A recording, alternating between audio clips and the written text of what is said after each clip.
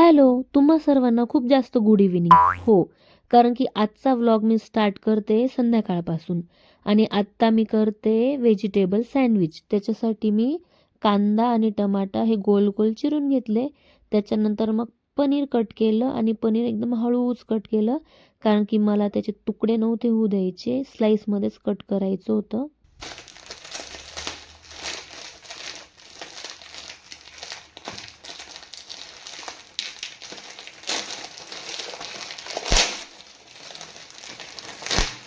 मला तर असं वाटत होतं ना, की आजच्या आज तर काही हे ब्रेडचं पॅकेट उघडणार नाही. असो तर ब्रेडला आधी मी टोमॅटो सॉस लावून घेतला आणि तो व्यवस्थित सुरीने पसरवला. त्याच्यानंतर मग त्यावर ठेवलं पनीरचे स्लाईस, त्याच्यानंतर मग कांदा आणि टोमॅटोचे स्लाईस ठेवले आणि मग त्यावर थोडंसं मीठ टाकलं. तुम्हाला हवं असेल तर तुम्ही चिली फ्लेक्स किंवा ऑरिगॅनो पण टाकू शकता. तर मी आत्ता माझ्याकडे जे अवेलेबल आहे त्याचाच वापर केला आहे.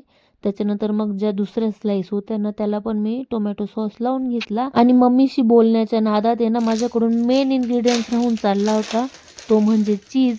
त्याच्यानंतर मग मी चीजच्या स्लाईस पण त्यावर रचून घेतल्या आणि मग ते ब्रेडच्या दुसऱ्या स्लाईसने कव्हर केलं आणि मी इथे ना छोट्या साईजचा ब्रेड वापरला आहे. तुम्हाला हवं तर तुम्ही मोठ्या साईजचा पण ब्रेड वापरू शकता.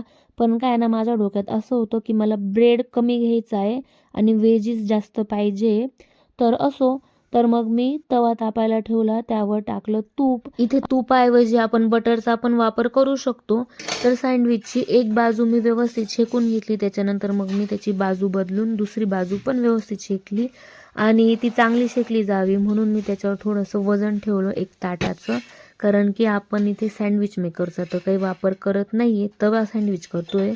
तर आपले सँडविच झालेले आहेत आणि एक सँडविच गेलं चिटकून, ते निघतच नव्हतं. मग ते एकच तरी मी ते काढलं. तर आजचा हा छोटासा व्लॉग मी इथेच संपवते.